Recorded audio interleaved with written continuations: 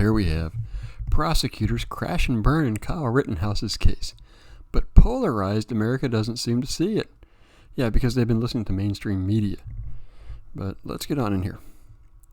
The Kyle of Kyle Rittenhouse increasingly seems like a legal version of the parable of the blind men and the elephant. By only touching discrete parts of the animal, the men describe vastly different animals. In coverage of this trial, one would think that there were parallel trials occurring in Kenosha, Wisconsin. One consensus, however, is emerging. Things are not going well for the prosecution. But the reason for this developing failure depends greatly on what media you are watching, other than the trial itself. This is a big thing. I've actually been kind of watching some of the trial, and what the media is doing is just, it's criminal, really. Rittenhouse is facing 6 charges. They range from first-degree homicide to misdemeanor of being a minor in possession of a dangerous weapon. Yeah, he did possess it. I'm not going to argue that one. The first-degree homicide, since watching a lot of stuff, I've kind of been not watching anything and been watching now, and there's a lot of stuff that the mainstream didn't look at. The prosecution stumbled out of the gate of the trial. Gage Grosskreutz was the third person to be shot by Rittenhouse. Grosskreutz admitted under cross-examination that Rittenhouse did not shoot him when he had his hands up after their confrontation. He admitted that it was only after he pointed his handgun at Rittenhouse and moved towards him that Rittenhouse fired. To me, that's self-defense. Anybody going towards anybody with a handgun, I mean, it's not a good sign. Likewise, a prosecution witness, Ryan Balch, testified that one of the other people shot, Joseph Rosenbaum, said that he intended to kill Kyle Rittenhouse. Other witnesses described Rosenbaum as belligerent and hyper-aggressive. Later, the prosecution called on Richard McGinnis, a journalist with the Daily Caller, who was reporting from Kenosha that night. He was near Rittenhouse when Joseph Rosenbaum was shot. The prosecutor told McGinnis, you have no idea what Rosenbaum was thinking at any point of his life. You have never been inside his head. You've never met him before. Just reading that question, listening to that question, that sounds like a defense attorney's question. McGinnis did reply, I've never exchanged words with him, if that's what your question is. The prosecutor then pressed McGinnis on how he had no idea what Rosenbaum was thinking because it was complete guesswork, isn't it? That's when McGinnis delivered his haymaker, noting, well, he said, bleep you, and then reached for the weapon. Yeah. Not many people say that and reach for a weapon and are going to hug you. The prosecution's own medical expert, Dr. Doug Kelly, appeared to confirm that the forensic evidence of soot injuries on Rosenbaum's hand could be consistent with Rosenbaum trying to grab the barrel of Rittenhouse rifle when the gun was fired. Means he was pretty close. It got worse from there, including a glaring constitutional violation by the prosecution when Binger began his cross-examination of Rittenhouse by commenting on his decision to remain silent. I've seen the judges one on this one, and there are a few leftists out there that will sit there and they'll go, the judge is belligerent and all this type stuff, but they don't listen to how the prosecutor talked to the judge.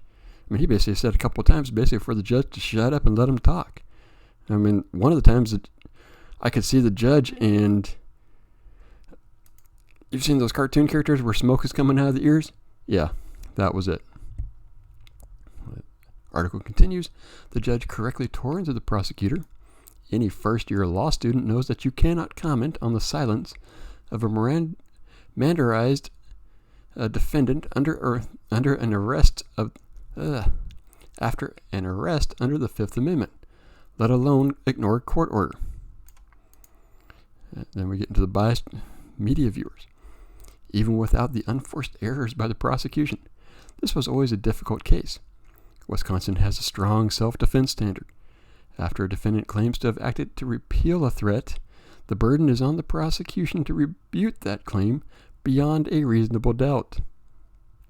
Instead, the prosecution prompted its own witness to create layers of doubt in the case. In doing so, it seems to have reduced a range of possibilities to somewhere between a hung jury and outright acquittal of the major charges. Yeah, there's so many head palm things. Let's see. Continuing on, the problem is that many people may be unaware of the case is collapsing due to such evidentiary or tactical failures. Any hung jury or acquittal will come as a shock. Yeah, they're watching mainstream media instead of actually going out and getting some actual footage of the trial and listening to it. This case began with violent rioting in Kenosha, and the news coverage is fueling the danger of renewed violence. Yeah, we already have BLM stating they're going to riot. They want mob justice. Now, even worse is that some coverage has dismissed the trial as an exhibition of raw racism. Some have criticized Judge Bruce Schroeder after he enforced long-standing constitutional principles. The left does not like the Constitution. Let's just be honest right there. They don't like the Constitution because it gives people freedoms. MSNBC host Tiffany Cross advocated for Schroeder's removal and called on columnist Ellie Mistral to discuss the matter.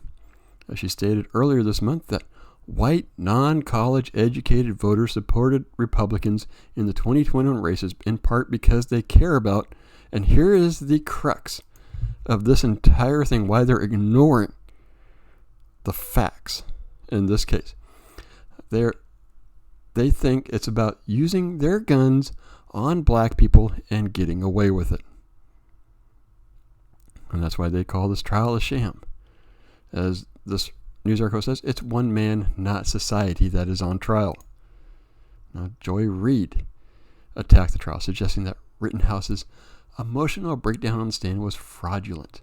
Her guest, MSNBC legal analyst and Georgetown law professor, right there already, I'm not too sure about him, Paul Butler, concurred and called it the greatest performance of his life. He obviously never watched O.J. Simpson.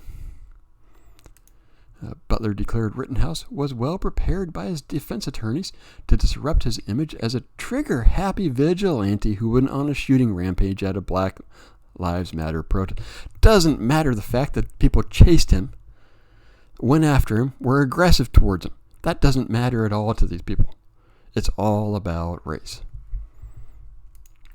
Butler, who has written that black jurors should use jury notification to refuse to convict black defendants in drug cases, insisted in a previous appearance that an acquittal would fuel future violence by white people.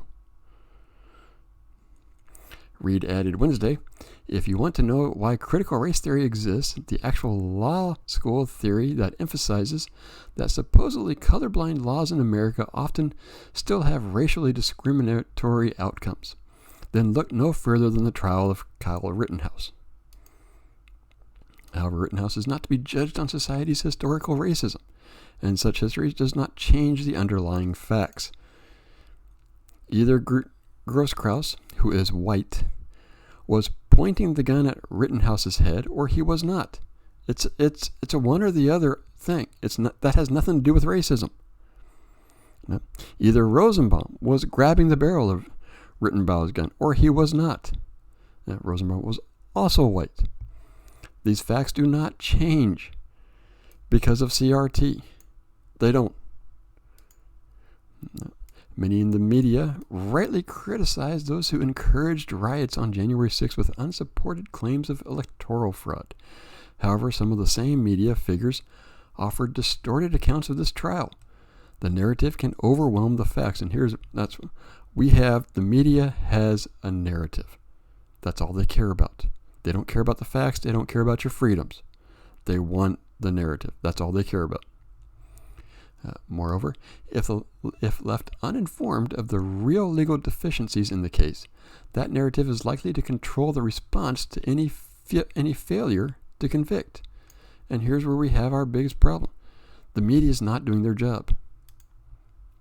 These protests are part of a larger debate on racism in our country. The protests are. This particular shooting was not. However, this trial is about the actions of one individual, not society, in 2020. These actions are increasingly favoring acquittal on the most serious charges.